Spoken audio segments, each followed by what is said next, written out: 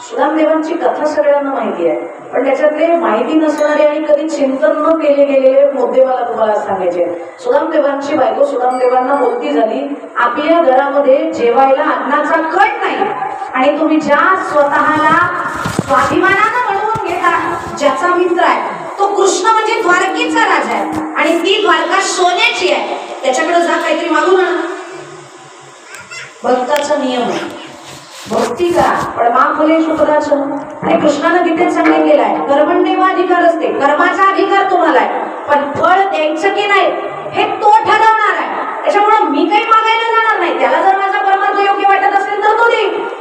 आणि खरं सांगू, खऱ्या वारकऱ्याला संसाराची चिंता नसतेच, कारण संसारिकाला संसाराची चिंता असणं गैर नाही, पण वारकऱ्याला मात्र कधीच संसाराची चिंता नसली पाहिजे. आणि जर वारकरी असून संसाराची चिंता असेल तर तुमच्या परमार्थात तुम्ही कुठेतरी कमी पडताय. एकीकडे भजन करायचं आणि एकीकडे संसाराची चिंता म्हणायचं होऊच शकत नाही. जो चिंता करतो तो चिंतन करत नाही, आणि जो चिंतन करतो देव त्याला संसाराची चिंता राहूनच देत नाही. नाथ बाबा असं वर्णन करतात, आवडीने भावे हरिनाम घेसी, तुझी चिंता त्याशी सर्व आहे. तेव्हा मी चिंता करायचं काय कारण आहे? देईल नाही तर नाही देईल, पण किमान भेटायला तरी जा. भेटायला जा म्हणल्यावरती मग सुदामदेव म्हणतात, ठीक आहे भेटायला म्हणत असेल तर भेटायला जाईल, पण ऐकतेस का? देवाकडे जाताना, मित्राकडे जाताना रिकाम्या हाताने जाऊ नये, काहीतरी घेऊन जाऊ असं म्हणतात. काय घेऊन जाऊ? ती म्हणजे द्यायलाच काही असतं तर मग घरातच शिजवून खाल्लं नसतं का? काहीच माझ्याकडे नाही आहे. तर त्यांनी सांगितलं, मागून पिगून आणता येते का? कारण आपण ब्राह्मण कुटुंबात जन्माला आलेलो आहोत आणि भिक्षा मागणं हा आपला धर्म आहे, त्याच्यामुळं मन कुठंतरी जाऊन भिक्षा आणते. ती म्हणते भिक्षुकी तेव्हाच मिळते ज्या वेळेला यजमानाची पूजा केली जाते.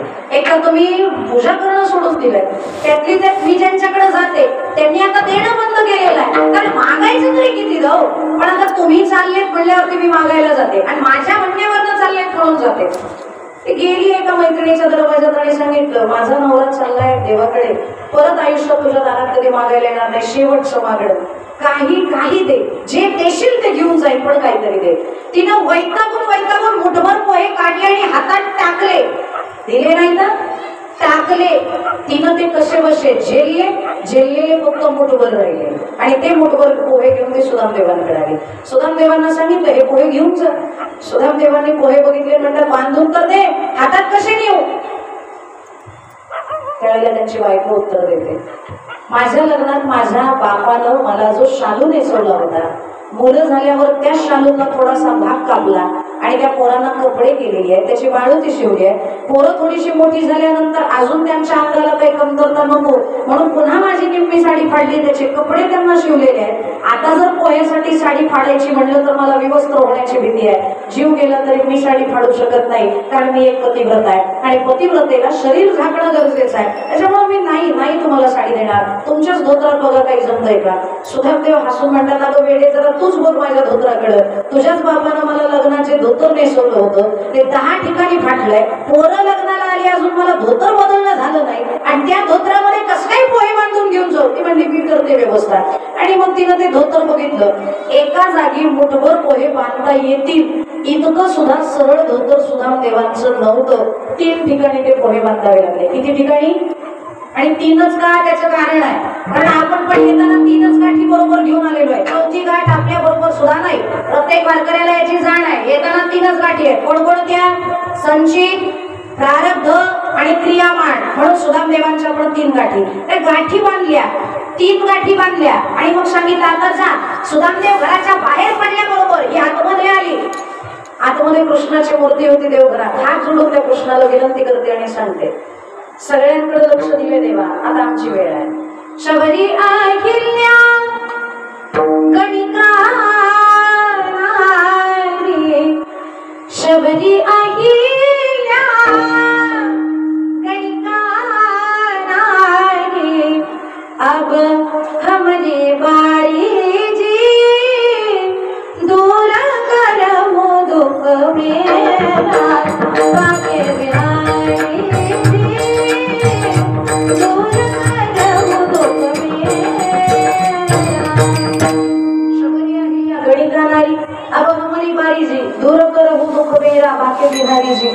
इकडं रामदेव निघाले आणि वारकऱ्याचा नियम आहे वारीच्या वाटेनं जात असताना विनमुख जायचं नाही. मग खात जा शुक्ला नियम गात जा गात जागा प्रेम मागा विठ्ठला. आता तो वारकरी पंढरीचा असो नाहीतर मग इकडं द्वारकेचा असो पंढरीच्या वारकऱ्याचा नियम आहे पंढरीच्या वारकऱ्याला हेच भजन करावं लागतं. जय जय राम कृष्ण हरी जय जय राम कृष्ण हरी जय जय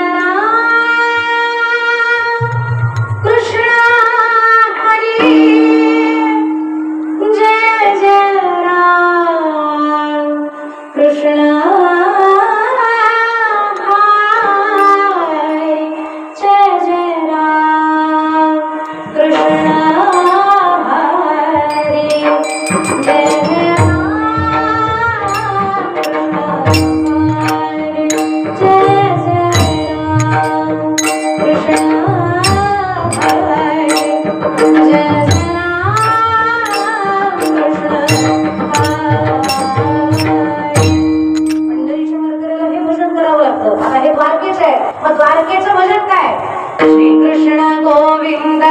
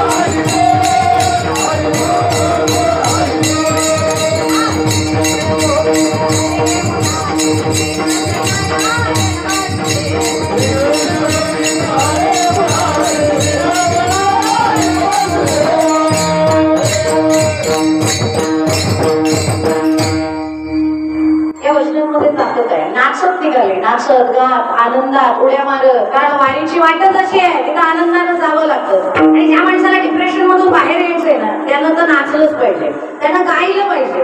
म्हणूनच मी नाचायला आलते मगाशी. मला ते 10 मिनिटं जमलं पण जरा सांगू का नाचल्याने ना माणसाचा ताण हलका होतो.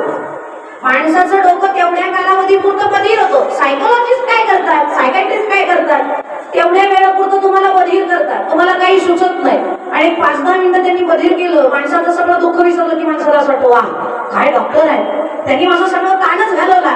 तेवढ्यासाठी पैसे घालवायची काय गरज आहे. या हरिपाठामध्ये इथं नाचा अहो मीराबाई सारख्या नाचल्या आपल्याला नाचायला काय हरकत आहे. मीराबाई म्हणायच्या मला आमच्या महाराजांनी ती गवळण म्हणली नाचंगी नाचंगी नाचंगी नाचंगी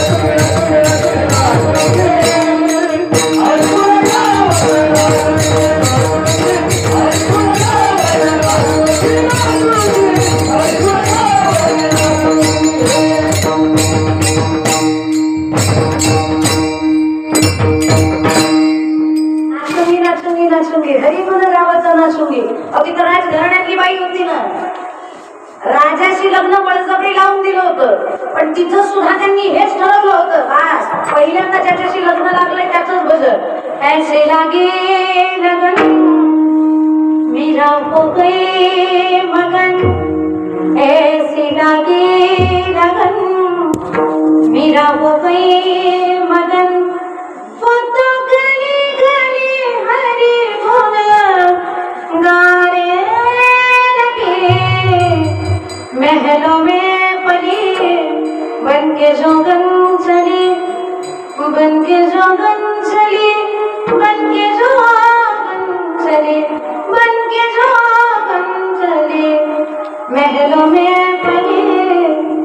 के जोगन चले मेरा रानी दीवानी कहाने लगे कैसे लगे लगन मेरा हो गए मगन।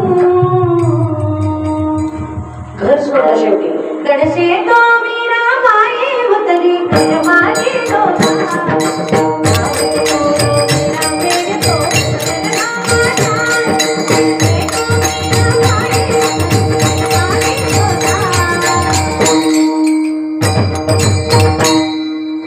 नाचल्यानंतर माणसाचा ताण हलका होत असतो म्हणून नाचत चला। माणसं आजकाल फ्रीज झाली, डोक्यात अशी जाम झालेली आहे आणि जाम का झाली?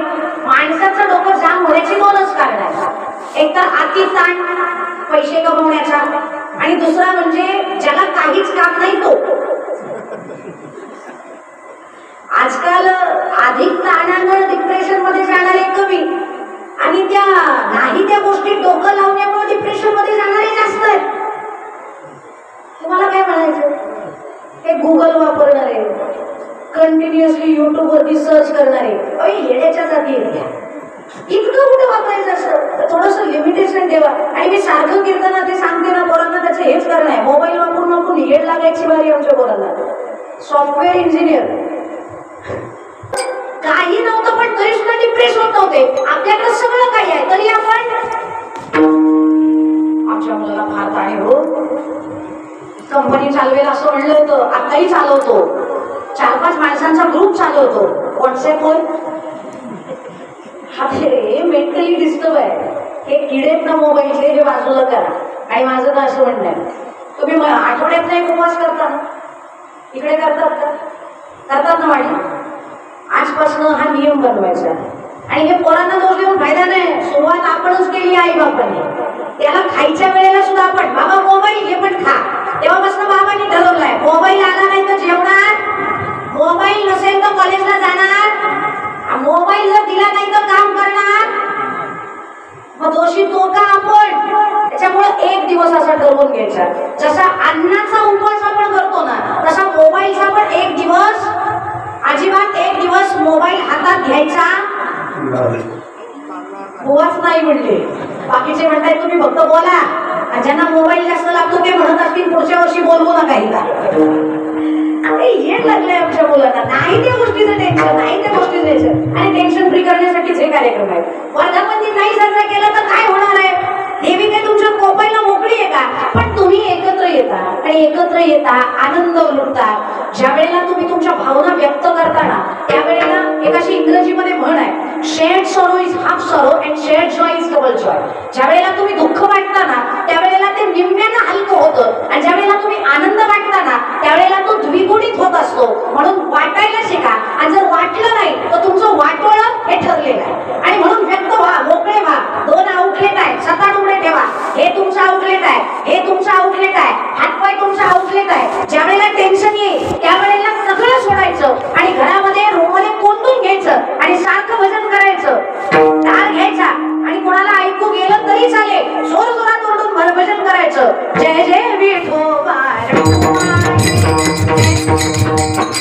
हार यायचा आपला विठोबा रुपये। जर तुम्हाला तुमचं आयुष्य सुंदर म्हणा, आणि आयुष्यच किती हो तुमच्याकडं, आयुष्यच किती आहे? किमान ही जुनी जाणकार माणसं 60-70 समृद्ध आयुष्य जगली, आम्ही इथून पुढचे 10 जगलो तरी आनंदानं म्हणायचं 50शी साजरी करायची आम्ही का 50शी गाठली। आताच्या पिढीला जास्त आयुष्य नाही, मोजून 20-25 वर्ष आयुष्य आपल्याला अक्कल आणि पैसा असतानाच मिळणार आहे। पण या आयुष्यात आनंद उपभोगायला शिका, आनंदानं जगायला शिका, सुखानं जगायला शिका। आणि सुखानं जगला तरच माणूस म्हणून जगला, नाही तर बाकी काय पशु कमी जगतात मिळालं।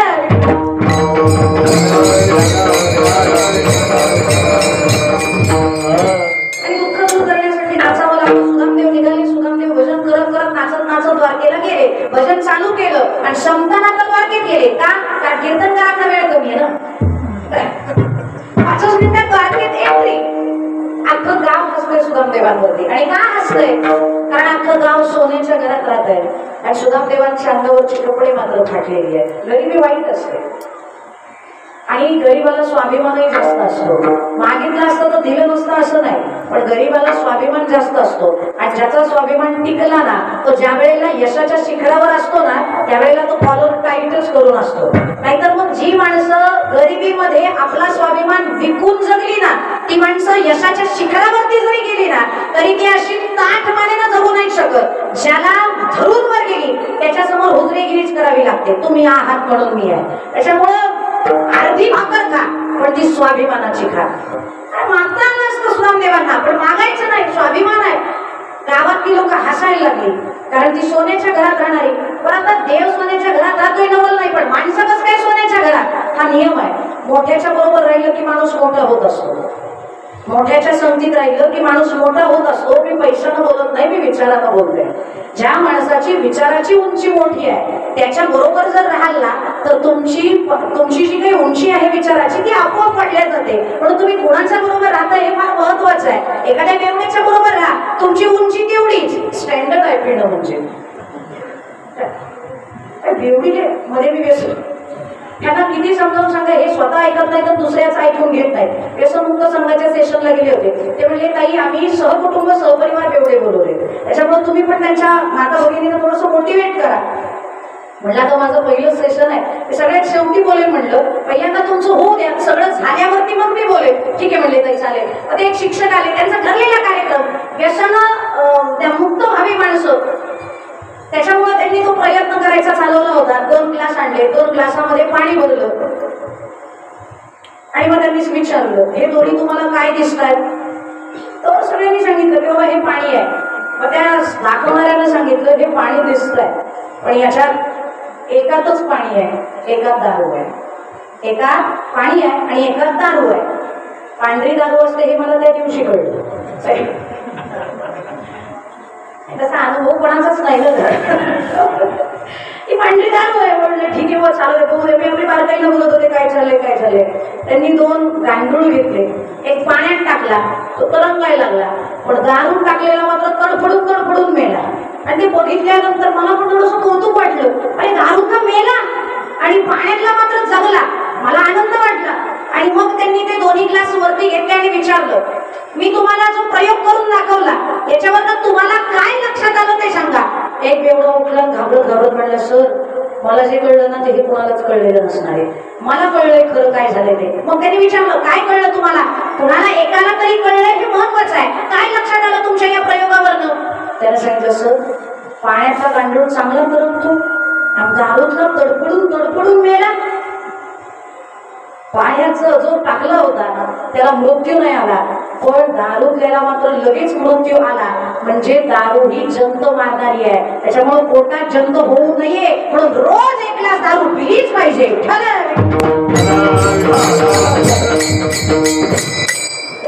जाती आहे यांच्या नादी पण लागायचं नाही. ते म्हणले ताई बोलणार, म्हणलं बास तुमच्या प्रयोग करतानाच मला कळलं हे माझं किती ऐकणार आहे, त्याच्यामुळे मी काही बोलणार नाही. ते ऐकत नाही, यांच्या सांगते जाऊ नका. आणि आजकालची मुलं बियर सुद्धा पिताना म्हणतात स्टँडर्ड.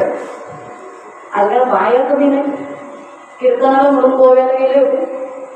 शहाण्यानं कधी गोव्याला जाऊ नये.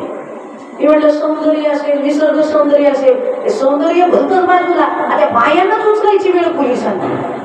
मला वाटलं नव्हतं की बाया सुद्धा पित असतील, पण झालं काय का असेल ना त्यांचं. मला हे सांगायचंय, आशांचा संग करू नका. पण त्या द्वारका नगरीतले सगळेजण सोन्याच्या घरात राहत होते. त्याचं कारण सोन्याच्या घरात त्यांचा राजा राहत होता. आणि राजा जर भ्रष्टाचारी नसेल तर प्रजा सुद्धा राजा सारखीच जगते. फक्त राजा भ्रष्ट नसला पाहिजे. मध्ये गडकरींची एक व्हिडिओ व्हायरल झाली होती, तुम्ही बघितली का नाही मला कल्पना नाही. फक्त टाकू नका युट्यूबला, आता परत कोणी म्हणायचं ताई बीजेपीचं काम करतात का नाही. गडकरींचं असं वाक्य होतं, भारतामध्ये पैसा नाही असं कोण म्हणलं तुम्हाला? जेवढा भारतात पैसा आहे ना तेवढा कुठंच पैसा नाही. मी काम जी करतो ना म्हणजे 2-2, 3-3 हजार करोडची नाही, 1-1 लाख करोडची मी काम सध्या करतोय. 1-1 लाख करोडच्या घराशिवाय मी बोलत नाही. इथं भारतामध्ये कामासाठी पैसा कमी नाही, फक्त इमानदारीनं काम करणाऱ्या नेत्यांची इथं कमी आहे. आणि ज्या दिवशी असे नेते या समाजाला मिळतील ना त्या दिवशी आपली सुद्धा सोन्याची गरज होती. सोन्याचा धूर निघायचा असं म्हणतात, सोन्याचा धूर भारतातनं, पण तो सगळा संपला. जपानची लोक आहेत ना, ती आपल्या माणसांना कधीच जवळ बसवून घेत नाही. आणि मला सिम्बोसिस मध्ये ज्या वेळेला मी लेक्चरला गेले होते त्यावेळेला मला तो अनुभव आला. जापनीज तिथं काही विद्यार्थी बसलेले होते, अख्खं कॉलेज होतं तिथं माझं व्याख्यान ऐकायला, पण ते जापनीज विद्यार्थी आले नाही. आणि मग मी विचारलं त्यांना की आतमध्ये लेक्चर चालू असताना तुम्ही का आले नाही? आणि ते चांगले मराठी, अगदी फ्लुएंट मराठी बोलतात. त्यांना विचारलं तुम्ही का नाही आले? त्यांनी सांगितलं आम्हाला इंटरेस्ट नाही तुमच्या इकडे. म्हटलं मी काही वावतं सांगत नव्हते, मोटिवेशनल स्पीकर म्हणूनच मी इथे आले होते, ऐकायला काही अडचण नव्हती. त्यावेळेला त्यांनी सांगितलं भारतातल्या कुठल्याच माणसावरती आमचा विश्वास नाही. म्हणजे असं का? म्हणजे भारतातल्या लोकांची इतकी वाईट अवस्था आहे. ज्या वेळेला इंग्रज भारतावरती राज्य करायला आले होते ना, त्यावेळेला मोजके फक्त 800 सैनिक होते, पण 800 इंग्रजांनी 150 वर्ष भारतावरती राज्य केलं. त्याला कारण इंग्रज नव्हते, तर त्याला कारण इथलेच गद्दार होते. जर इथले गद्दार नसते तर इंग्रजांची काय ताप होती? 800 जणांना 400 जण जरी अंगावरती दगड मारत गेली असती ना तरी पळून गेले असते. पण स्वतःच्या स्वार्थाचा विचार करणारी जास्त माणसं भारतात आहे. आणि म्हणून इथल्या लोकांनी काही सांगितलं तरी आम्हाला त्यांच्या बोलण्यावर विश्वास बसत. हे दुर्दैव आहे आपल्या देशाचं. त्याच्यामुळे एक कायम लक्षात ठेवा की आपली जी खेकडे वृत्ती आहे ना ती बंद करा. तू मोठा का मी मोठा, अरे कोणी का असे ना आपलाच आहे ना. तो मोठा झाला तर आनंद व्यक्त करा, त्याच्या आनंदात सहभागी व्हा आणि त्याच्या बरोबरीनं आपल्याला कसं पुढे जाता येईल याचा विचार करा. MBA करणाऱ्यांना एक नियम शिकवला जातो. बऱ्याच जणांनी ते कीर्तनातही सांगायला सुरुवात केली. 2 लाईन आहेत, फळ्यावरती 2 लाईन मारलेल्या होत्या आणि विचारल्या गेलं MBAच्या मुलांना की याच्यातल्या या 2 लाईनी आहेत, याच्यातली जी राईट साईडची लाईन आहे तिला मोठी करायची आहे. मोठी तर करायची आहे, पण त्याच्यात एक नियम आहे, पहिलीला मोडायचं नाही, पहिली खोडायची नाही, पण तरी दुसरी मोठी झाली पाहिजे. आता काय करणार? सगळेजण विचार करायला लागले असं कसं जमेल म्हणे. जर 2 लाईन सारख्या तुम्ही टाकलेल्या आहेत आणि जर समजा तिला आपल्याला मोठी करायची ठरलं तर पहिली बारीक दाखवण्यासाठी ती खोडावी लागेल, तिला डस्टरनी खोडावं लागेल तरच जमणार आहे. शेवटी सरांनी सांगितलं मी करून दाखवू शकतो. त्यांनी त्या लाईनीच्या शेजारी तिच्यापेक्षा डबल मोठी लाईन मारल्याबरोबर पहिली लाईन बारीक झाली. त्याच्यामुळं पहिल्याच्या लाईनला धक्का न लावता दुसऱ्या लाईनला मोठं होता आलं, फक्त त्यासाठी त्या दुसऱ्या लाईनची तयारी पाहिजे मोठं होण्याची. लाईन बाजूला काढा, तिथं माणसं टाका. पहिल्या गावातला माणूस जर मोठा असेल ना तर त्याला खाली ओढू नका, त्याच्यापेक्षा मी मोठा कसा होईल याचा विचार करा. त्यावेळेला तुम्ही पुढे जाणार आहात, त्या दिवशी तुम्ही मोठे होणार आहात. आणि सगळेजण एकमेका सहाय्य करू, अवघे होऊ श्रीमंत. सुबंत धरले म्हणजे श्रीमंत होणारच की हो, असं म्हणायला शिका. तुम्ही मोठे झाल्याशिवाय राहणार नाही. आणि म्हणून एकत्र राहत होती द्वारकेतली माणसं. म्हणून कृष्ण जसे सोन्याच्या घरात, तशा अख्ख्या द्वारकेतला नागरिक सुद्धा सोन्याच्या घरात राहत होता. म्हणून अख्खी द्वारका सोन्याची आहे. सुदामदेवांकडे बघून ते हसतायत. सुदामदेवांनी प्रवेशद्वारात जी मान खाली घातली ते कृष्णाच्या दरवाजात येऊस्तोपर्यंत काही मान वरती केली नाही. आणि मग त्या कृष्णाच्या दरवाजात आल्यावर द्वारपालांनी आडवे घातले ते पाणी आणि विचारलं कोण आपण, कुठून आला, कुठे जायचंय? सुदामदेवांनी सहज लीला सांगितलं कृष्णाला भेटायला जायचंय. अरे आदमीनं नाव घ्या, आदमीनं कृष्णाला भेटायला जायचं हे काय बोलणं झालं? अहो राजा आहे तो आमचा. अरे असेल तुमचा राजा, पण माझा सखा आहे, माझा मित्र आहे, मला त्याला भेटायचंय. हसायला लागले द्वारपाल. ब्राह्मण देव माफी मागून एक वाक्य बोलू, आमचा राजा एकदा जी कपडे घालतो ना ती परत आयुष्यात अंगाला लावत नाही. आणि तुमच्या अंगावरचं धोतर लग्नातच अजून फिटलेलं नाही.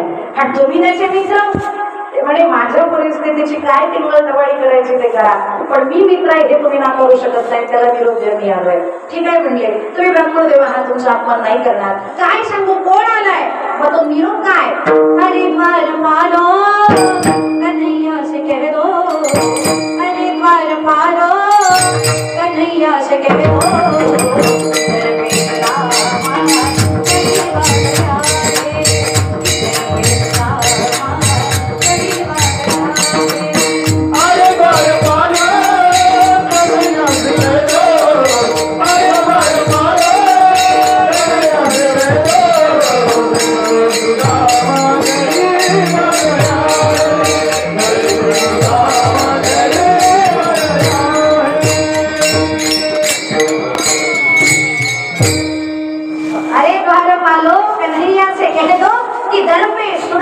सावली बागई आहे. द्वारपाल आत गेला. कृष्णाने हातकला विचारलं, काय बाबा काय झालं, कसली गडबड? काही नाही म्हणे देवा, तुम्हाला भेटायला तुमचे मित्र आले. काय नाव मित्राचं? मा म्हणायच्या देवानं सिंहासन सोडलं आणि धावत धावत धावत धावत देव दरवाजापर्यंत गेले. आणि द्वारात गेल्यावर काय केलं देवानं माहितीये? खाली लोटांगण बंदी न चरण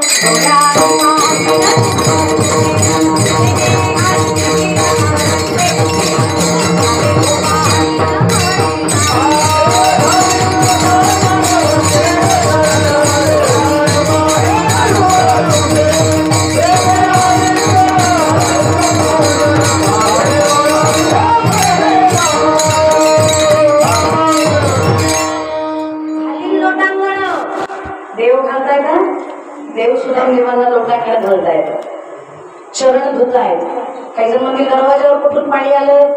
देवाच्या डोळ्यात होतं ना, त्या डोळ्यातल्या अश्रूंनीच सुरादेवांच्या चरणाचं प्रक्षालन केलं, आलिंगन केलं. का आलिंगन संताचे या दिव्य झाली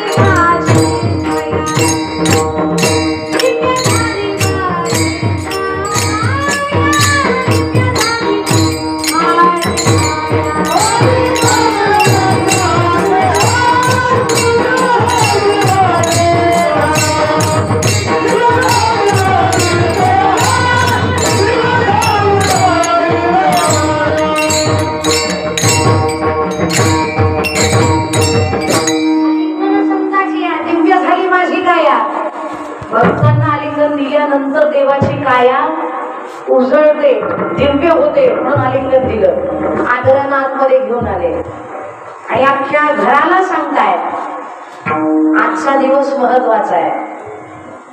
का? कारण आज माझा मित्र घरी आलेला आहे.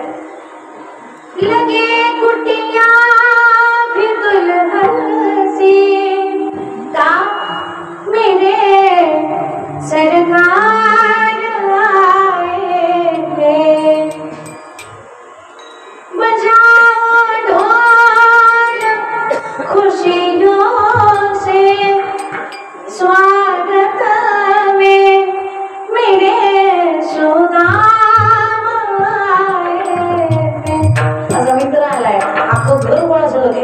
देवाचा मित्र देवाचा मित्र. पण जो तो येतो गॉसिप चालू झालं. आणि गॉसिप कोणात? थोडी पुरुष कधी गॉसिप करतात.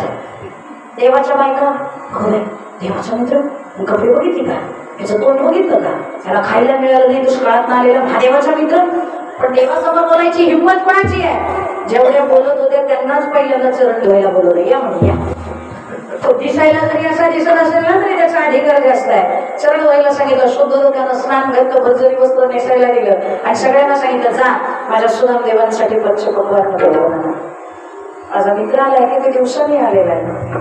गेल्या सगळ्या जणी गप्पा चालू झाल्या, काय आहे काय नाही, लग्न झालं का, तुझी कधी कशी काय चालू आहे प्रॅक्टिस, म्हणजे आता रिसेशन मध्ये तुझी नोकरी गेली तर नाही ना. या सगळ्या गप्पा चालू झाल्या आणि ताटं आली. 16,108 बायका आणि एकेका बाईनं 5-5 ताटं आणली, कारण 5 पक्वान्न होती. आता 16,108 × 5 त्याचं उत्तर तुमचे तुम्ही शोधा. माझं गणित थोडंसं कच्चं आहे. आणि मग ती ताटं बघितली, सुदामदेवांच्या डोळ्यात गळगळ अश्रू चालू झाले. काही दिवशी शिळी भाकर असते देवा, आज मात्र तूप साखर आहे. पण चला समयाशी सादर भावे, समयाशी सादर भावे, पुणे दिवशी तुपा साखर, पुणे दिवशी शिळी भाकर. देव रडणं बघून सुदामदेवांना विचारतात, काही झालं रडायला? सुदामदेव सांगतात, देवा तुझे बाकीचे सगळे भक्त आहेत ना, ते 15 दिवसात एकच एकादशी करत असते, पण हा सुदामदेव तुझी रोजच एकादशी करतो. अन्नच खायला नसतं रे माझ्या घरी आणि एकटाच एकादशी करतो ना. बोल नाही, माझ्या पोराची पण तीच अवस्था आहे. माझ्या पोरांना पण अन्न पाणी नाही. ज्यांना अन्न पाणी सहज लिहिलं भेटतं ना, त्यांना अन्नाची कदर आणि किंमत कळत नाही. कधीतरी पालघर आणि डहाणूला जाऊन बघा, ज्यावेळेला कुपोषित पालक बघसाल ना, त्यावेळेला ताटात मिळालेल्या अन्नाची कदर तुम्हाला करता येईल. आई बापांनी कमवून ठेवलेलं आहे आणि आई बापांना तर माझा हात जोडून सांगणार बा, संस्काराची शिदोरी काय द्यायची ते द्या, पैसा पाण्याची शिदोरी देऊ नका. कारण पैसा पाण्याची जर तुम्ही शिदोरी दिली तर पोरं काम करणार नाही, मिळालेल्या गोष्टीची त्यांना कदर राहणार नाही, त्यांना किंमत कळणार नाही. पोरं उठतात मागतात, त्याला कारणच हे आहे तुम्ही संस्कार कमी दिले आणि पैसा मात्र त्यांना भ्रमसाठ दिला. सुदामदेव मात्र रडत आहेत, देवा माझी पोरं पण तटातटा उपाशी मरतात, पण माझी भिक्षुकीच इतकी कमी असते की दिवसाड मी त्यांना जेवण घालतो, नवरा बायको तर मी महिन्यांदा एकदा जेवतो, पण तुझ्या भजनामुळे आतापर्यंत मेलो नाही, हेच आमचं सुदैव. देव रडतात म्हणतात सगळं बोलणं बंद, तुम्ही जेवायला चालू करा. जेवायला चालू करणार, पण वारकऱ्यांचा नियम आहे, वारकऱ्यानं कधीच अन्न कुठलंही कुणाच्याही घरी खा, खरं तर कुणाच्या घरी अन्न खावं हा सुद्धा वारकऱ्यासाठी नियम आहे. वारकऱ्यानं माळकरी जर असेल तरच अन्न खायचं, बिगर माळकऱ्याच्या हातचं अन्न खायचं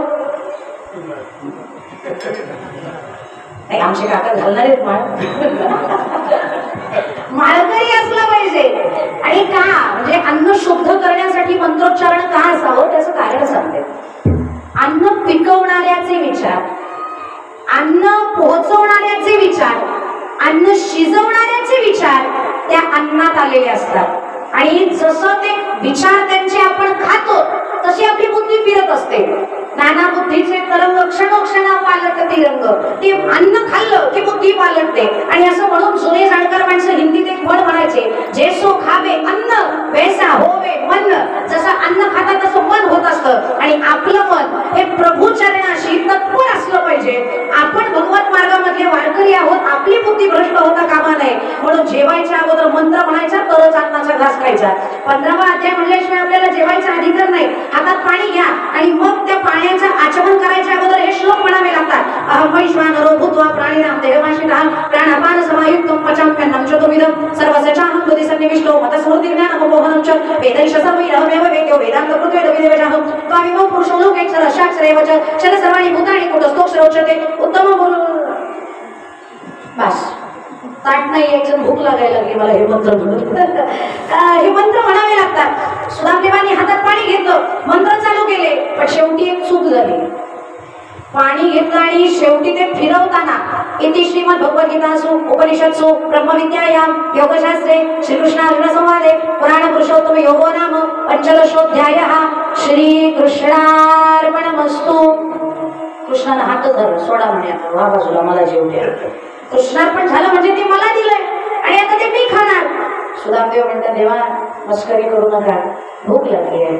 जवळचा वारकरी नाही तर वारकरी लांबचा, आणि त्यात दुसरं दुर्दैव निघाल्यापासून मधुकरी कोणी वाढलेली नाही, त्याच्यामुळे उपाशी पोटी इथपर्यंत आलोय, जेवू द्या.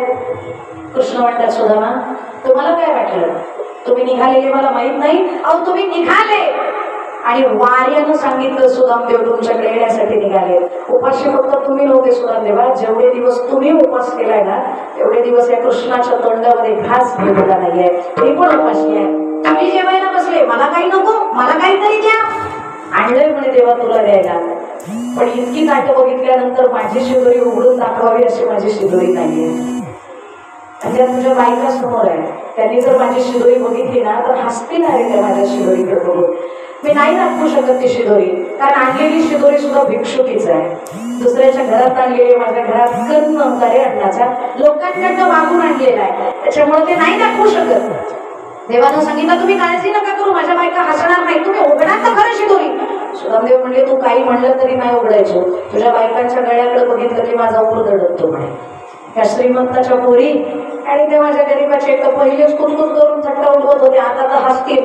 मग कृष्ण म्हणले बायकांची जाडचाळी ना, पाठवतो ना त्यांना बाहेर, मी फक्त खुणवलं. हा एवढं केलं आणि 16,108 जणी निघून गेल्या नुसतं खुणवल्यावरती.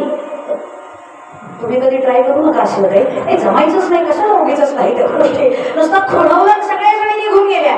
पण रुक्मिणीला मात्र संशय आला, आणि बाईची जात संशयीच असते, आणि जी संशयी नसते ती बायकोच नसते. ज्या म्हणजे पुरुषाची स्त्री बायको ही संशयी असेल ना, तिनं तिच्यावर भांडणं नाही करायची, उलट अभिमान बाळगायचा तिचा. कारण सगळ्यात जास्त संशय तीच बायको घेते जी सगळ्यात जास्त प्रेम आपल्या नवऱ्यावर करत असते. जिला असं वाटत असतं माझा नवरा कुठं नाही गेला पाहिजे, माझ्या नवऱ्यानं बघितले, पण तुमच्या डोक्यात काहीतरी भलतच असतं, त्याच्यामुळे तुम्ही त्यांच्याशी भांडत बसता. पण ज्या संशयी आहेत त्या ज्यांना मिळाल्या त्यांनी पेढे वाटा, पण भांडू बोललं पाहिजे. ह्याच्या बाजूने नाही बोलल्यावर त्या परत पुढच्या वर्षी बोलवायच्या नाहीत मला. त्याच्यामुळे कधी रुक्मिणी बाईच तिला संशय बाहेर पाठवतोय म्हणजे एकतर हाच पहिले काळा, त्याच्यामुळे त्याच्या नाही काळ्याच असणार. बघितलं पाहिजे काय शिजवतोय ते. दरवाजापर्यंत गेल्या पण पडद्याच्या आडून अशा वाकून बघत होत्या या दोघांचं काय चाललंय. सुदामदेव रडत रडत म्हणताय, देवा जेवण झाल्यावर तरी शिदोरी उघडायला सांगितलं असतं तरी काही वाटलं नसतं, पण आता माझी शिदोरी दाखवल्यावर तुझं अन्न कसं खावं हा प्रश्न पडणार आहे. दाखव म्हणे सुदामदेवा. तुम्ही प्रेमाने जर आणलं असेल ना तर ते किती आहे आणि ते काय आहे याचा विचार मी करणार नाही. प्रेमानं दिलेलं विष पितो सुदामदेवा, तुमची साधी शिदोरी खाणार नाही का. उघडा. घाबरत घाबरत रडत रडत पहिली गाठ सोडली, एक घास काढला. दुसरी गाठ सोडली, दुसरा घास काढला. तिसरी गाठ सोडली, तिसरा घास काढला. असे मोठभर घेतले आणि दाखवलं हे आणलंय. पहिली गाठ सोडली, संचित देवानं संपवलं. दुसरी गाठ सोडली, क्रियामान संपवलं. आणि तिसरी गाठ सोडली, प्रारब्ध संपवलं. एक वाक्य नीट आहे का.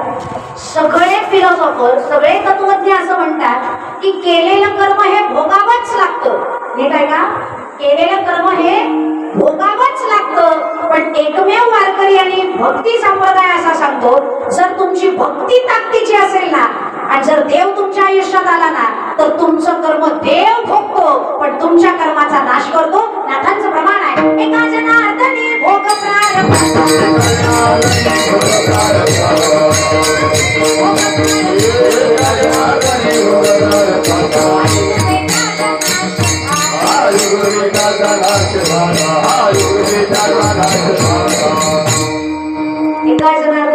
प्रारब्धाचा हरिकृपेचा हरिकृपेनं प्रारब्ध सुद्धा संपतं, जे सुदामदेवांचं संपवलं. पण याचा काही भलता सलता अर्थ काढू नका. वृंदावनच्या यात्रेला गेले होते का मी 4 महिन्याखाली, आणि असा भलता अर्थ काढलेले एक साधू मला भेटले. रोज यज्ञ करायचे, रोज यज्ञ करायचे. ब्राह्मण देवता होते त्याच्यामुळे ब्राह्मणाला ज्या संध्या सांगितल्या होत्या त्या सगळे करायचे, पण कुमार्गगामी रोज काही ना काही पाप कर्म करायचे. सगळे साधू सांगून सांगून कंटाळले त्यांना. अरे बाबा तुम्ही साधू आहात, तुम्ही असं वाईट वागू नाही लागतं. वारकऱ्याला वागण्याचे, जगण्याचे, बोलण्याचे काही नियम आहेत. झेडे विठ्ठल मात्र घ्यावी तेने सोपं नाही वारकरी होणं. कपडे घातले म्हणजे वारकरी होत नाही, पथ्य सांभाळावी लागतात. आणि तुम्ही ब्राह्मण देव असून तुम्ही हे कुमार्गगामी तुमचं जाणं योग्य नाही. त्यांनी सांगितलं आतापर्यंत देवाने प्रारब्धाचा नाश केलेला आहे, आणि जरी मी पाप करत असलो तरी मी पुण्य पण करतोय, त्याच्यामुळे मला पाप लागणार नाही. आणि मग मी विचारलं, मग त्यांनी कसं काय ते सरळ मार्गाला कसं काय आले. मग त्या साधूंनी मला सांगितलं, एकदा प्रत्यक्ष गंगा मैया त्यांच्या भेटीसाठी आली. ते गंगामाई त्यांच्या भेटीसाठी आली. म्हणजे कशा रूपात, म्हणजे छोट्या मुलीच्या रूपात आली होती. ते रोज सकाळी स्नान संध्या करण्यासाठी गंगेवरती जायचे, आणि त्या गंगेवरती गेल्यानंतर एक लहान मुलगी एके दिवशी त्यांना दिसली. ती मुलगी पाण्यात जायची, शुभ्र पांढरं वस्त्र होतं, ते स्वच्छ धुवायची, आणि ते पांढरं फटक झालं की बाहेर आणायची, आणि बाहेर आणल्यानंतर परत वाळून त्या मातीनं ते गिरमटा करायची, अख्खं फडकं खराब करायची, आणि खराब झालं ग बाई म्हणून पुन्हा त्या गंगेत जायची.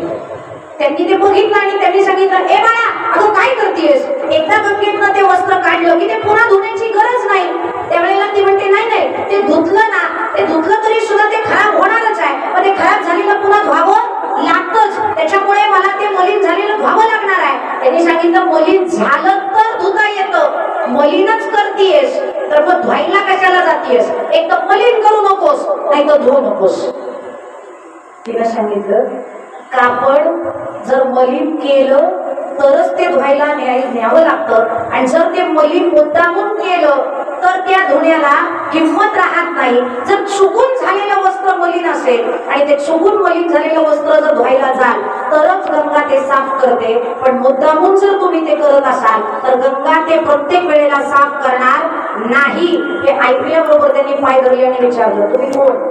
ती म्हणजे मी कोण आहे याच्यापेक्षा मला काय सांगायचं ते नीट ऐका. चुकून झालेलं कर्म माझ्या स्नानानं धुतल्या जातं, पण मुद्दामून जर पापकर्म करत असाल तर ते माझ्या स्नानानं सुद्धा धुतल्या जाणार नाही. जर तुम्हाला तुमचं पापकर्म धुतल्या जावं असं वाटत असेल असेल तर ते चुकून झालेलं असावं, मुद्दामून केलेलं नाही. म्हणून तुम्ही मुद्दामून केलेलं तुम्हाला फेडावं लागणार आहे. हे कळल्यानंतर मग ते साधू योग्य मार्गाला आले. हे माझ्याकडनं चूकच झाली, तिथून पुढे मग ते सुमार्गगामीच राहिले, कुमार्गगामी झाले नाही. त्याच्यामुळे प्रारब्ध सुद्धा त्याच भगवंत नाश करतात ज्याचं प्रारब्ध चुकून पापाचं झालेलं आहे. मुद्दामून पाप केल्यानंतर देव पाप धुवायला मोकळा नाहीये. आणि मग त्या सुदामदेवांचं संचित प्रारब्ध क्रियामान सगळं संपवलं, मुठभर पोहे देवाच्या समोर ठेवले. या एवढंच आणू शकलो, काही नव्हतं आणू शकत, जेवढं मिळालं तेवढं घेऊन आलोय. खाली मान घातली सुदामदेवांनी. देवानं ते पोहे बघितले आणि शेवटी तो देव आहे, भक्ताचा प्रिय करच आहे तो. भगवंतानं त्या पोह्याकडे बघितलं, त्याला भिजवले नाही, त्याच्यामध्ये तेल टाकलं नाही, जिरी मोहरी हळद शेंगदाणे कांदा मिरची कोथिंबीर खोबरं काहीच टाकलं नाही. कोरडे पोहे खायला सुरुवात केली. पोहे सुदाम देवाचे देवाचे पके मारी कोरड्याची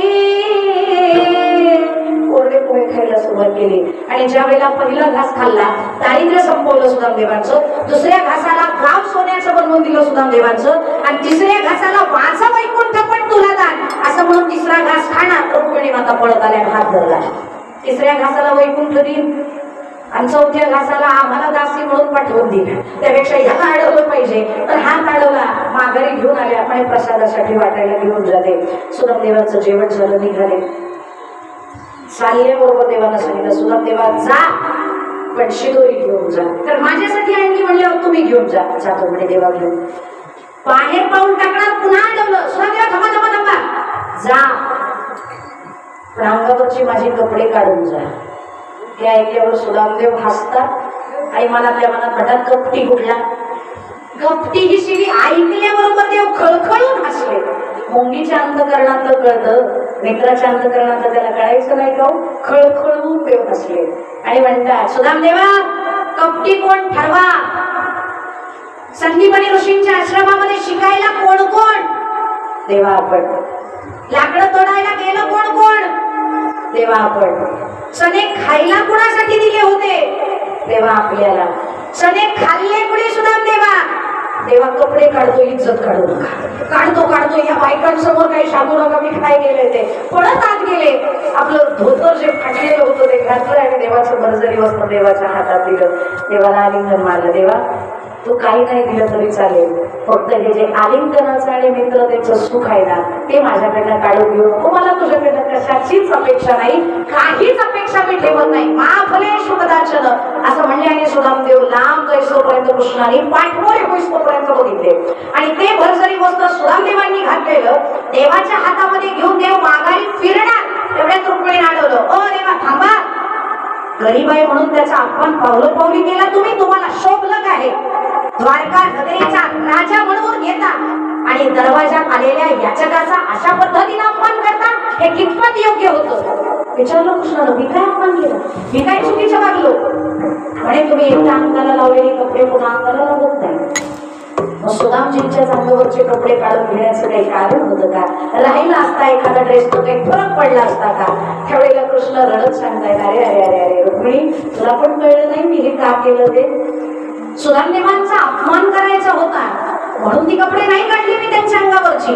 सुदामदेवांनी घातलेल्या त्या कपड्यांना सुदामदेवांच्या भक्तीचा अस्तर चढलाय आतमधलं. परत जर कधी मला सुदामदेवांच्या भेटीची अपेक्षा झाली तर सुदामदेवांकडे जाऊ शकेन की नाही हे माहिती नाही, पण त्यांनी घातलेली कपडे जरी मी उराशी कवटाळली ना तरी सुदामदेवांना आलिंगन दिल्याची भावना मला निर्माण होईल आणि ती भावना मला मिस करायची नव्हती म्हणून ती कपडे काढून घेतली. हे ऐकल्याबरोबर तिनं माफी मागितली. मला हे कळलं नाही, पण देवा कपडे दिली म्हणजे त्यांची झाली. दिलेली कपडे माघारी घेतली आणि तुमचा नियम आहे घेसी तेव्हा देसी, ऐसा असं उदार. काहीतरी घेता त्यावेळेला काहीतरी तुम्ही देता. सुदामदेवांना दिलंय काय, काय दिलंय ऐकायचंय तुला. आई सुदामा ब्राह्मण